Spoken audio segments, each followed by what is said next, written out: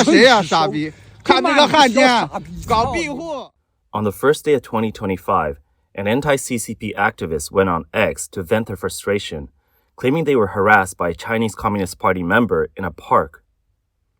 In the video, a man in his 60s or 70s can be seen hurling vulgar language at the activist. The blogger confronted the man asking, "Are you a member of the Communist Party? What does my criticism of the CCP have to do with you? Down with the Communist Party." The elderly man appeared enraged, pointing his finger at the blogger while hurling insults. Possibly due to wearing dentures, he struggled to speak clearly. He was spitting as he spoke and seemingly cautious about his dentures flying out if he shouted too forcefully. His outbursts were repetitive and limited to a few vulgar phrases. At one point, his finger nearly jabbed the blogger's face. Many people expressed shock in the comment section. One wrote, "Report him immediately. He's abusing asylum to commit fraud. Send him to jail first, then deport him." Another added, "These elderly little pinks are used to being arrogant and overbearing in China. File a report now. This is clear evidence of abusing asylum for a green card." Some people provided additional information, claiming, "This person's surname is Lu, from Jilin in northeastern China. He served in the military, and the incident took place at Monterey Park." Others offer their analysis, suggesting that such individuals are unlikely to be high-ranking officials or major corrupt figures. One commenter explained, "Those people know how notorious the CCP is worldwide. In the US, they usually keep a low profile and wouldn't behave so aggressively." Many speculated that Lu might have immigrated to the US with his children. In China, he was likely a mid to lower level cadre from a non-major city, part of a group known for being especially domineering. Commenters noted that such individuals often lack education or a global perspective, carrying over their small-town arrogance to the US, mistakenly believing they can act as they did back home. In recent years, little pinks, young individuals indoctrinated by CCP propaganda, have been causing conflicts and disruptions worldwide. Many people in democratic countries struggle to understand why they so fervently support the CCP. This stems from the CCP's deep-rooted education system, which blurs the line between the party and the nation, instilling fear that without the party, their country would not exist. Events like the pandemic and the white paper movement have triggered a shift. Increasingly, overseas little pinks are beginning to yearn for democracy deep down. While they may appear loyal to the CCP, they are reluctant to return to China after experiencing the freedoms and advantages of democratic societies. In contrast, the older generation of CCP loyalists, who have long enjoyed the freedoms and benefits of democratic nations, pose a greater threat. Their deeper indoctrination often makes them more extreme in their behavior and beliefs. Let's take a closer look at the growing number of Communist Party loyalists surfacing in the US. In the video, the banner reads, "Fuzhou Tianjiang Middle School Class of 1976 Alumni Association in the US." A group of former Cultural Revolution Red Guards, dressed in Korean War-era military uniforms, pose with bizarre hand gestures. They sway and dance to the theme song of the anti-American propaganda film Battle on Shanganling Mountain, evoking an eerie scene reminiscent of a zombie army marching forward. Towards the end, an actor reenacts a scene from the film by igniting a mock explosive device. As white smoke billows from the prop, several women dressed in red rush forward with flowers, symbolizing the CCP's claimed victory in the Korean War. The comments section is flooded with reactions of disgust and ridicule. One user bluntly remarks, "In short, it's like watching a group of lunatics." Another angrily lashes out, "Go back to China and relive the real Cultural Revolution." Comments such as, "They're all Fujianese stowaways," and "Another case of Fujian specialty, pink maggots," are also common. One sarcastic comment asks, "Why aren't these demons and monsters being deported instead?" Some users take a more humorous tone, joking, "It's way easier than practicing ballet. Just strike a pose, and you're a patriot." Who knows, maybe with enough effort, they'll churn out 5nm chips too. This is a large-scale celebration organized by a Chinese consulate at an undisclosed location in the US, with a theme of commemorating the founding of the CCP. Most participants were Chinese Americans of Red Guard age, many of whom were likely CCP members. Video blogger Inti conducted on-site interviews with some of the older CCP loyalists. Initially unaware of his intentions, They chanted and laughed with him. When asked if they knew what the event was about, they confidently responded, "Yes, we do." 你今天来这个活动是出于什么目的来这个活动的？ Hello, what is your purpose for attending this event today? To celebrate my motherland. I heard this event is organized by the Communist Party. Are you celebrating the Communist Party or celebrating China? It's the same thing. At this point, a woman interjected, saying, "Without the Communist Party, there would be no China." As the interview progresses and the participants realize Inti's intent, they began to avoid him. When Inti brought up the 1989 Tiananmen Square massacre, their expressions changed noticeably, and they all waved him off, firmly insisting that never happened. Inti then asked about the Cultural Revolution and the many lives lost during that period. They all denied it, claiming, "No one died." One elderly man even questioned Inti, saying, "How old were you during the Cultural Revolution? You weren't even born yet." A few women told Inti, "The things you know are made-up nonsense. We lived through the Cultural Revolution. You should go to China and see for yourself." Inti responded, "I'm from China." As the interview delved deeper, the elderly CCP loyalists attending the event became increasingly agitated. Some slapped at the camera lens, while others shouted at Inti, "The CCP is my ancestor." The video revealed that many of these participants were actually recruited by the Chinese consulate. The participation came with small perks, token gifts, or light refreshments. In some scenes, they were seen scrambling for trinkets, possibly worth just $1. At the end of the video, Inti announced that the organizer of the event had been arrested by the FBI. Some people commented that many of these elderly CCP loyalists were retired cadres from within the CCP system. Despite holding U.S. green cards or even citizenship, they continued to collect pensions from China. Media reports have previously revealed that some Chinese seniors, after arriving in the U.S., are quickly arranged by their children to move into senior housing provided under American welfare programs. People summarized, in the U.S., senior housing like this is very common because the government takes care of elderly residents. Even if their children don't support them, it isn't considered illegal. Applying for these apartments isn't too difficult. One only needs to prove they are low income. Many Chinese seniors in the U.S. lack savings, so as long as they hide their pensions, real estate, and other assets in China, they can usually qualify. Another person added, "The government ensures that senior housing for low-income elders is located close to supermarkets and hospitals, making daily life and medical care convenient for them." They further noted, "The interior design and amenities of these apartments are so upscale, they rival five-star hotels. They include fitness centers, complete with treadmills and ping-pong tables, all available 24/7 for residents. There's also a computer room with free internet access, printers, and even ink supplies provided at no extra cost. Each floor is equipped with a laundry room, complete with hair washing facilities. The laundry rooms are spacious and well lit. Additionally, the apartments offer part-time housekeeping services to help with cleaning, laundry, and cooking. The most remarkable part? All these services are completely free. What's even more astonishing is the incredibly low rent for these senior apartments, only $300 to $400 per month. While enjoying the freedoms and welfare provided by the U.S. and simultaneously collecting pensions from China, these elderly individuals live worry-free yet empty lives. Instead of showing gratitude towards the U.S., they believe all this is owed to the CCP.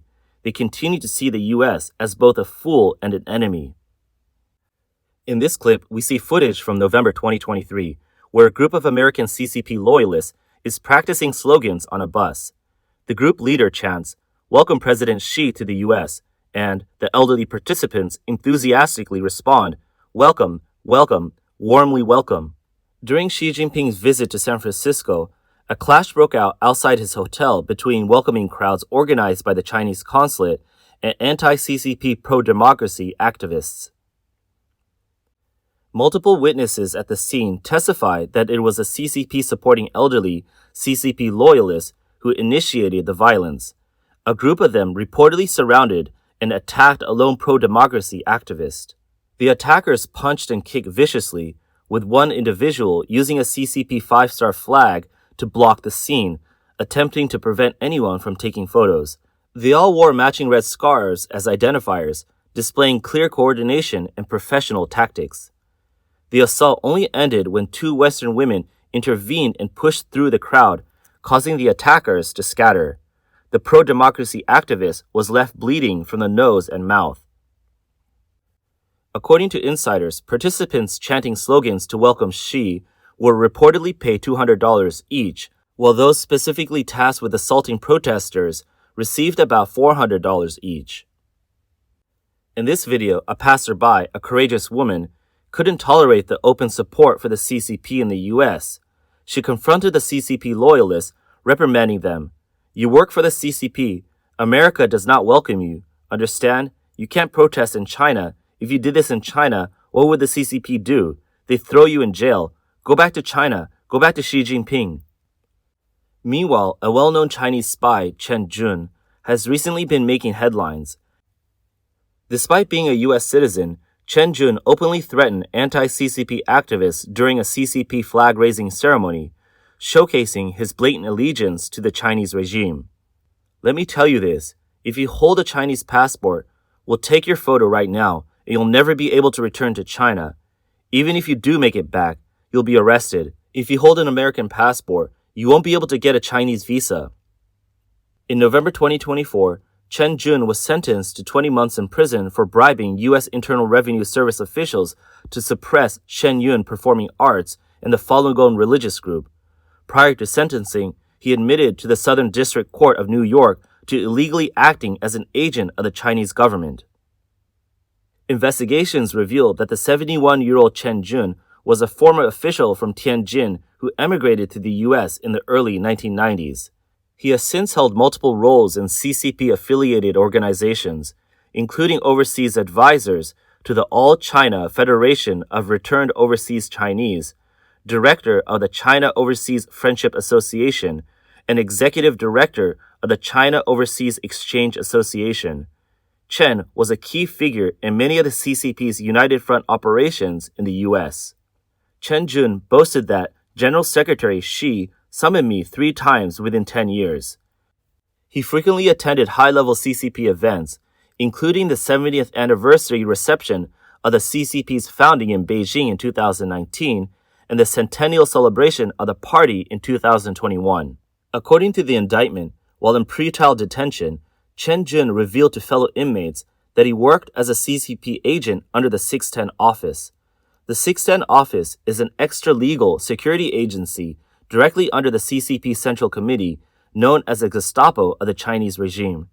Established on June 10, 1999, specifically to persecute Falun Gong practitioners, the 610 office has thousands of branches at various levels across provinces, cities, and local communities. Chen Jun described the organization as a spy agency 100 times more powerful than the FBI. FBI agents stated that Chen Jun was shocked by his arrest and mentioned that the 610 office had extensive resources. He expressed disbelief that the 610 office did not do a better job protecting him. According to the indictment, Chen Jun also told a fellow inmate that 30 years ago, Chinese intelligence agencies gave him $250,000 to move to the U.S. and subsequently paid him $52,000 per month. In conversations with Chinese government officials, Chen referred to Sun Yaoning as my capable assistant in the Chinese community since 1997. The indictment identified Sun Yaoning as a chief director of major Chinese American galas, who for years has organized large-scale events to promote Beijing's narrative and celebrate significant CCP anniversaries. According to communications between Sun Yaoning and Chen Jun, Sun previously served in the Chinese military. The FBI also obtained photographs showing both Sun and Chen wearing Chinese military uniforms. On December 19, 2024, Sun Yaoning was arrested in California, accused of acting as an unregistered agent for the CCP while assisting a city council candidate identified as Wang in the 2022 California election campaign.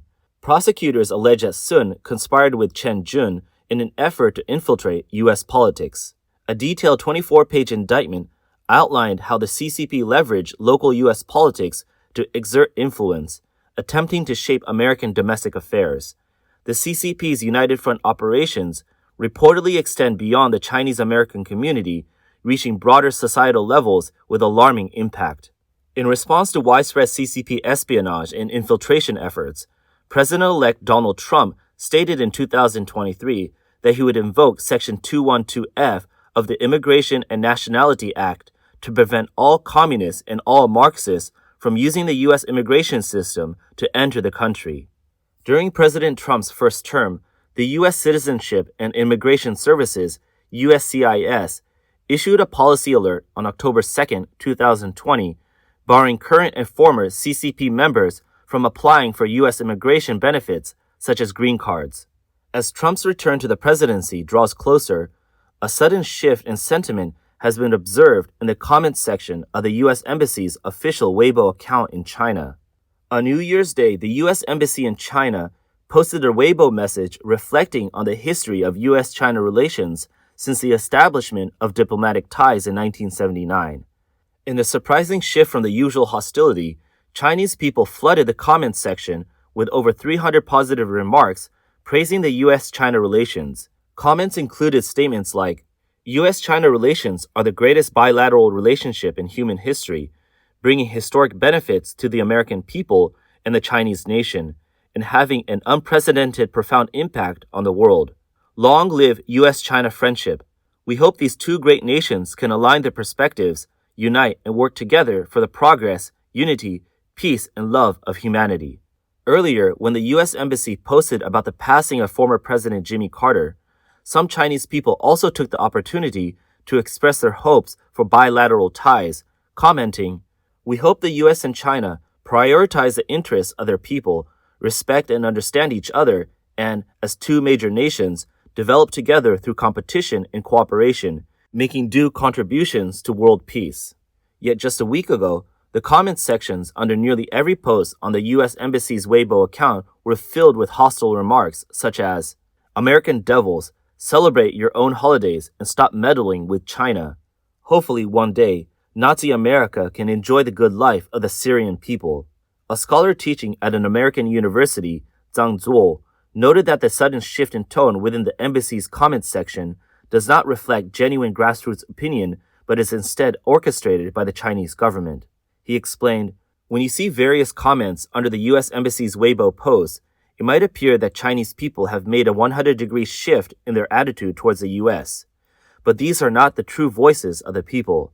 Under China's strict control of public opinion, whether people are cursing the U.S. one year or praising U.S.-China friendship the next, it's all orchestrated by the authorities.